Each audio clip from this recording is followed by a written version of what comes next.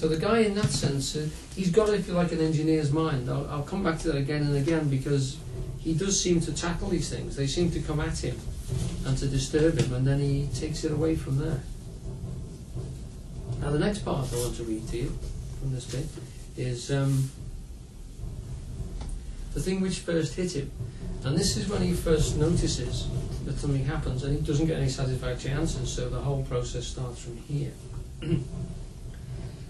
And he's talking about early in, the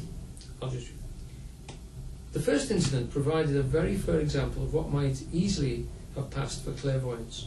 It occurred in 1898 when I was staying at a hotel in Sussex.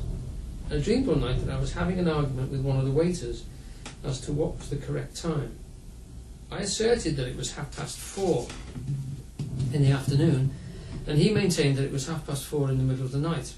With the apparent illogicality peculiar to all dreams, I concluded that my watch must have stopped. And on extracting that instrument from my waistcoat pocket, I saw, looking down on it, that this was precisely the case. My watch had stopped, with the hands at 4:30. With that, I awoke. The dream had been a peculiar one in ways which have nothing to do with this book, and the net result of it all was that I lit a match to see whether the watch had really stopped.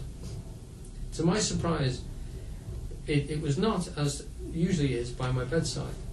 I got out of bed and hunted round, and I found it lying on the chest of drawers. Sure enough, it had stopped, and the hand stood at 4:30. The solution seemed perfectly obvious. The watch must have stopped during the previous afternoon. I must have noticed this, forgotten it, and remembered it in my dream. Satisfied on that point, I rewound the instrument, but not knowing the real time, I left the hands where they were. On coming downstairs next morning, I made straight for the nearest clock with the object of setting the watch right. For if, as I supposed, it had stopped during the previous afternoon, and had merely been rewound at some unknown hour of the night, it was likely to be out by several hours. To my absolute amazement, I found that the hands had lost only some 2 or 3 minutes, about the amount of time which had elapsed before my waking from the dream and rewinding the watch. This suggested, of course, that the watch had stopped at the actual moment of the dream. The latter was probably brought about by my missing the accustomed ticking. But how did I come to see in that dream that the hands stood as they actually did at 4:30? If anyone had told me such a tale, I would have replied that I dreamt the whole episode from beginning to end, including the getting up and rewinding the clock. But that was an answer I could not give to myself. Okay? So that's the start of the first thing now. What you get from him is that he doesn't have any easy answers. He doesn't know what's going on, and he doesn't start to make any sort of assessments of that. But he goes on to that to really analyse what's going on. And the next thing, if I jump just a little bit, is he has a really big situation. I'll explain it rather than read from it, because it's quite long, his explanation. He's in Italy, and he has a dream that there's a volcano erupting on the island of Martinique, and that 4,000 people are killed. And he spends the night in the dream trying to get the mayor in the town, who only speaks French, to get the people off before they're all killed. And he wakes up in the morning, having had a hell of a night, goes downstairs, and the Daily Telegraph has been delivered. He's obviously that sort of fellow. And the headline in it is that there's been an eruption on Martinique, and 4,000 people are killed.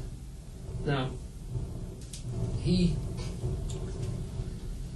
immediately starts to think, well, what's going on here? How can I dream about something before it happens? Sorry, there's 2 days delay before the telegraph arrives. So he actually dreams about it before it happens, but he doesn't get the telegraph until a couple of days later. And he's stunned at the fact that he managed to get the number of victims. Now there's an associative part to that, there's a rider to that, which I'll add later on. So his first response is that this is nothing magical, I'm just an ordinary bloke, how the hell can this sort of happen? How can I predict something like this so well? So he starts, what he says to himself is, what I must do is I must start to keep a log. I must start to analyse every one of my dreams, and I must write them down. And that's what he does. And he does it to such an extent that he actually, far better than these people are talking about, he tells you how to do it. And he tells you what happens and why you can't remember most of your dreams. I've got this in a little handout which I'll give out to you. But what I want to get across to you is the fact that of all, these sorts of things tend to happen to us. The number of times that you feel as if you've noticed something in a dream and it comes up and it wakes you. Or it sort of says, wow, I've been there before, this deja vu feeling of it.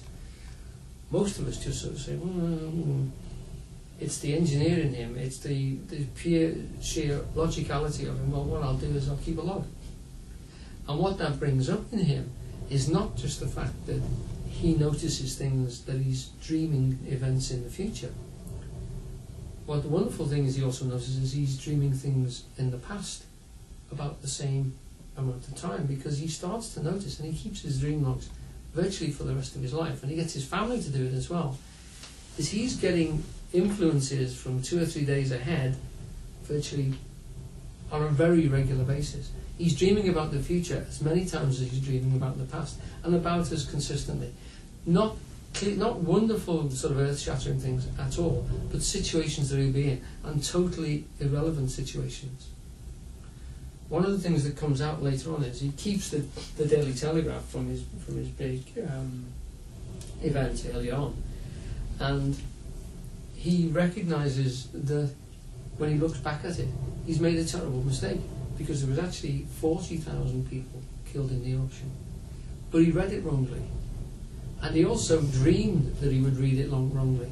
So he's actually concerned that he didn't dream about the actual event so much as the newspaper article which he was going to read in 2 days' time. And this is what he brings down to the fact that the dreams seem to indicate within a few days that you can get premonitions of things that are going to happen within a few days coming, and within a few days in the past, and that these seem to blend and run together. So what you're noticing is the fact that there is an intensity around now, if you like, and it's influenced by the future and the past series of events. Let me sort of try and mention to you just let's have a look at one of the things which the first way he sort of talks about his dreams, because I think this will help me move on to the next point. Derek, would you like one of these? And these are song sheets. If you can pass them all out, there's one for everybody, I think. Kate, can you pass them around? And I'll keep. Actually, I've got the book, so.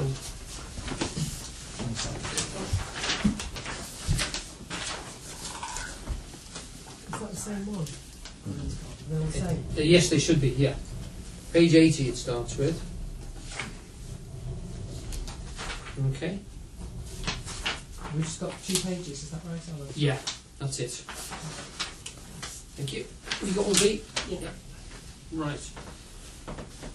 He's talking about the fact that it's a real problem to do this, to actually analyse your dreams and how you have to go about it. And he spent, obviously, quite a few months getting to the bottom of this.